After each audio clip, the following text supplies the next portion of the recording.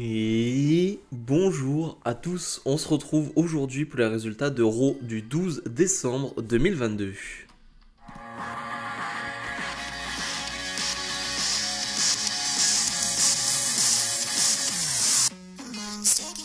Avant de parler du show comme d'habitude, n'hésitez pas à mettre le pouce vers le haut et à vous abonner. Le show justement qui s'ouvre avec Alexa Bliss face à Bayley, un match pour devenir challengeuse numéro 1 au titre de championne d'Euro de Bianca Belair, donc un match très important.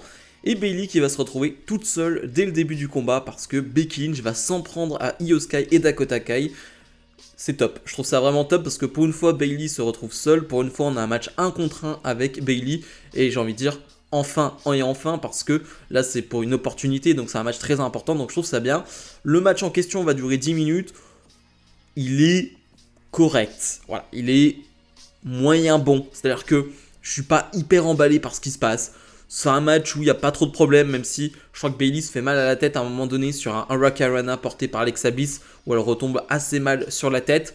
Sinon, il n'y a pas grand chose d'autre à dire, ça s'emballe pas vraiment, le public est là, mais est pas emballé de fou non plus. Enfin, voilà, c'est pas incroyable, il n'y a pas une ambiance de dingue parce que les superstars en question, Bayley et Alexa Bliss, ne font pas en sorte que le public soit emballé. Moi, je suis pas très emballé devant mon écran. Encore une fois, c'est pas mauvais, mais voilà, ça passe. Voilà, les 10 minutes, elles passent.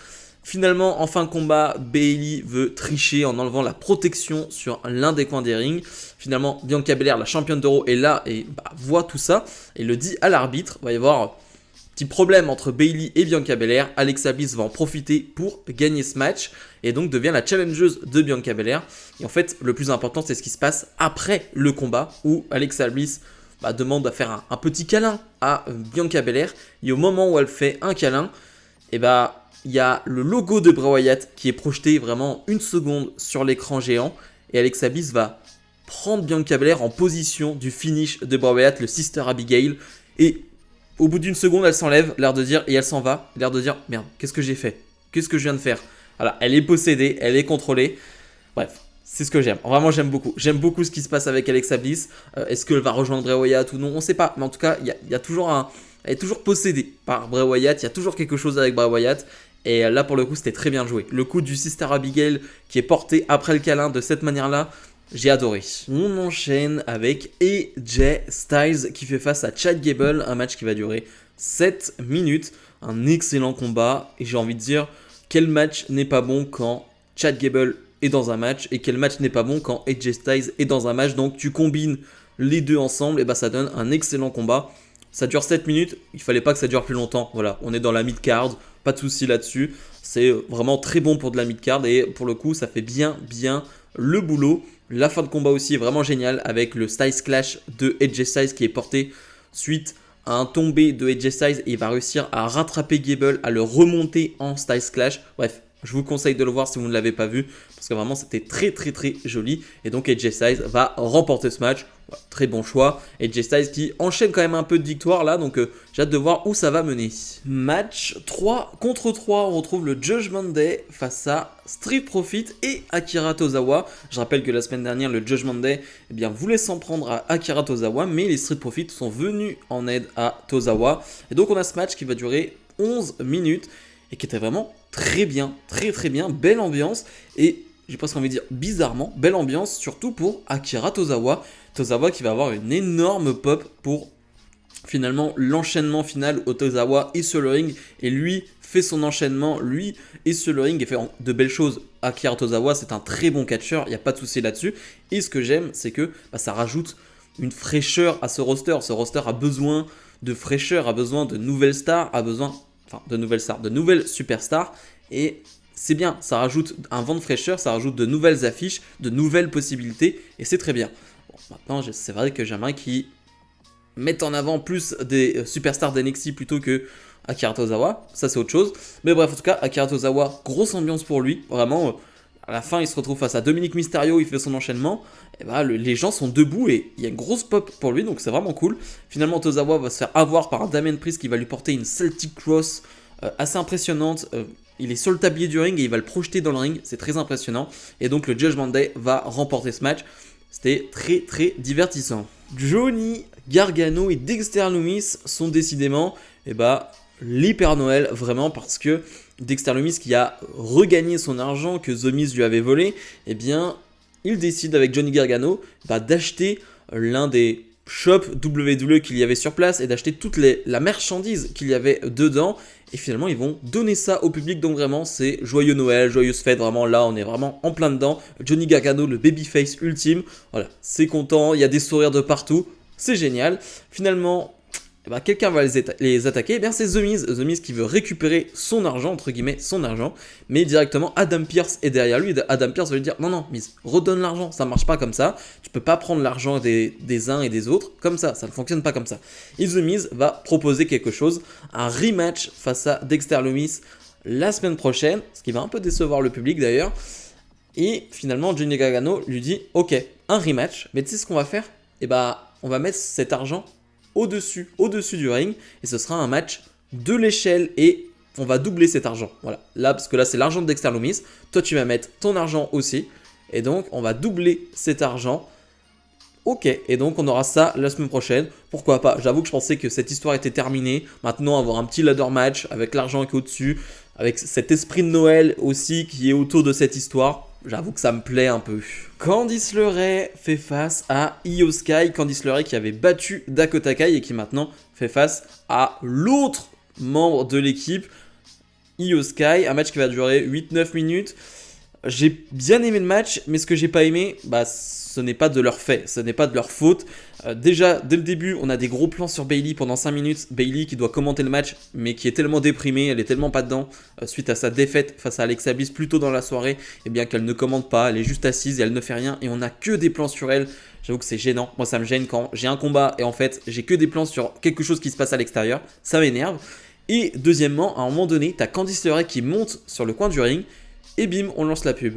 Ah oui, c'est vraiment très bon moment pour lancer une pub. Donc j'avoue que ça m'a un peu sorti du match. Sinon, c'est bon, c'est un vrai bon match.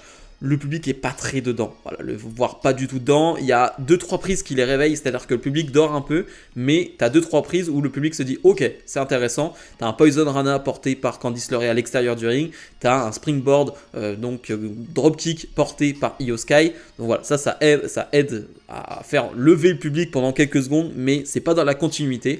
Finalement, Io Sky va porter son moonsault et va remporter ce match clean. Ok, d'accord, alors je comprends pas trop l'intérêt de faire ça, c'est-à-dire que l'histoire c'était un peu que Candice LeRae se venge entre guillemets de ses attaques de damage control, donc elle avait battu Dakota Kai, là elle allait battre Io Sky, en tout cas il allait se passer quelque chose en fin de match, et non là c'est clean, défaite clean de Candice LeRae.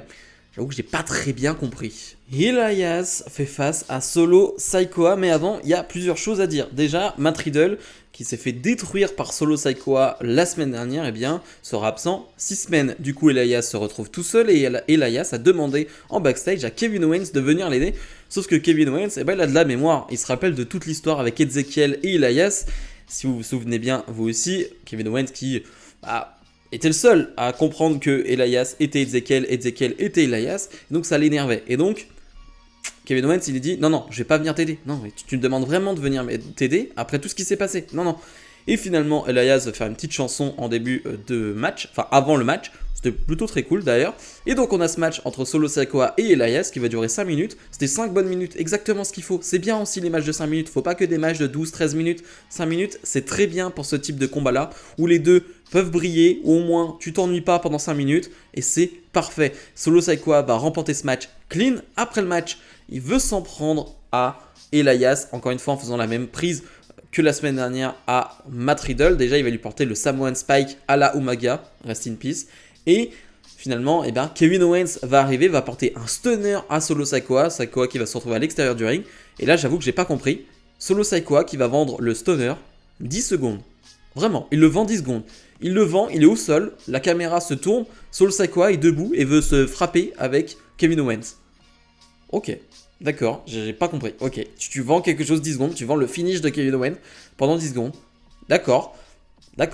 Mais bref, en tout cas, Kevin Owens qui lui va se venger, entre guillemets, qui va porter un stunner à Elias. Le public est très content. J'avoue que c'était plutôt marrant de voir un Kevin Owens qui... Non, je vais pas t'aider en fait. Lui, il a de la mémoire. Il se rappelle du coup Ezekiel, Elias et il te porte un stunner. C'était bien. On enchaîne avec Asuka qui fait face à Rhea Ripley dans une ambiance de dingue. Bien évidemment, c'est faux, on entend les mouches voler. Ça fait mal, vraiment ça fait mal de voir Asuka Rhea Ripley dans un ring et on entend les mouches voler, voilà. Mais pour le coup, je tiens à tirer mon chapeau à Triple H. Hein. Je me suis plaint pendant des semaines du booking des femmes à Raw dans le sens où t'as un tel potentiel, t'as un tel roster à Raw et t'en fais rien. Et bah là pour le coup, 3 matchs féminins dans la soirée, 3 matchs qui ont un sens, 3 matchs qui sont importants. En tout cas, tant pis, le public n'est pas intéressé, c'est pas leur problème, enfin c'est pas mon problème, j'ai envie de dire. Moi je suis intéressé par ces combats, donc je suis content de voir ça et voilà, comme quoi il y avait vraiment moyen de faire mieux. Donc Triple H, il doit écouter un peu ce qui se passe quand même sur les réseaux sociaux. Peut-être qu'il m'écoute aussi, on ne sait pas. Mais en tout cas, ce qui est sûr, c'est qu'il doit écouter ce qui se passe et il doit aussi prendre en compte les conseils de certains. Et ça, c'est très bien. Pour le match est correct. Mais j'ai envie de revenir surtout sur Asuka. Asuka qui tease sur les réseaux sociaux de nouvelles choses. Elle qui enchaîne les défaites et qui clairement a posté des photos d'elle au Japon quand elle était dans un autre personnage. Et donc, il y a possiblement un changement de personnage pour Asuka. Là, elle catch. Elle n'a pas de maquillage, elle n'a rien sur son visage. D'habitude, elle a toujours de la peinture, etc. Non, là, elle n'a rien du tout. Et Corey Graves le remarque, le commentateur le remarque. Donc, quand un commentateur fait ce genre de remarque, c'est que ouais, il y a des choses qui sont prévues derrière. Donc, ça, c'est plutôt pas mal. Finalement, on va avoir des interventions de Dominic Mysterio. Asuka va lui porter un petit Poison Mist dans le visage, hein, qui fait bien plaisir. Mais Rhea Ripley va remporter ce match. Bon, c'est logique, hein. Voilà, il y a toujours ce duo Rhea Ripley Dominic qui fonctionne. Et pour Asuka, voilà, on va attendre de voir au fur et à mesure des semaines ce qu'ils vont en faire. Mais je suis très intrigué par ce qu'ils vont faire avec Asuka. Et le main event, on retrouve Seth Rollins face à Bobby Lashley. Le gagnant devient le challenger au titre numéro 1 de Austin Theory. Donc, une chance pour le titre de champion des États-Unis. Et donc, un match qui va durer 10 minutes et qui était, encore une fois, très bon. Alors on a l'habitude, parce que Lashley, Seth Rollins, bon, c'est une habitude, ce n'est pas la première fois qu'on voit les deux s'affronter, mais peut-être que dans ce registre-là, dans ce contexte-là, avec un Bobby Lashley vraiment heel, vraiment, il se tourne vraiment vers le heel, hein, Bobby Lashley, il attaque des officiels de la WWE, voilà, et un Seth Rollins qui est vraiment face pour le coup. Et bah c'est la première fois je pense dans cette situation là, dans ce contexte là, et ça donne un bon match. Vraiment j'ai pas grand chose à dire sur le combat. Le public est cette fois-ci réveillé, hein, malgré 3 heures de show. Et bien c'est presque le seul moment du show où ils sont réveillés au bout de 3 heures. C'est quand même assez dingue de dire ça. Mais en tout cas c'est un bon match.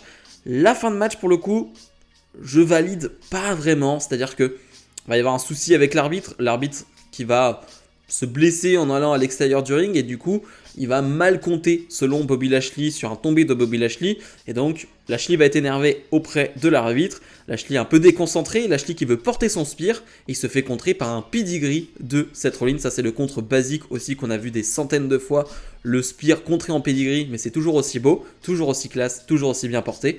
Et Rollins qui gagne le match là-dessus. Rollins qui gagne le match avec un pedigree. Ok, je ne l'ai pas vu venir non plus. C'est pas vraiment un finish pour Seth Rollins. Hein. Il termine vraiment très peu ses matchs avec le pedigree. En tout cas, depuis un petit moment maintenant, le pedigree est une prise qu'il sort mais qui ne le fait pas gagner. Et donc Lashley se relève directement après d'ailleurs. Hein. Vraiment pas de souci pour Lashley qui ne vend pas non plus le pedigree. Et là il reste que quoi, 1 minute de show. Je me dis ok, qu'est-ce qui va se passer? Lashley qui va s'en prendre encore une fois à un arbitre, qui va pousser un arbitre. Et Adam Pearce va arriver, Adam Pearce qui s'occupe encore une fois de tout ça.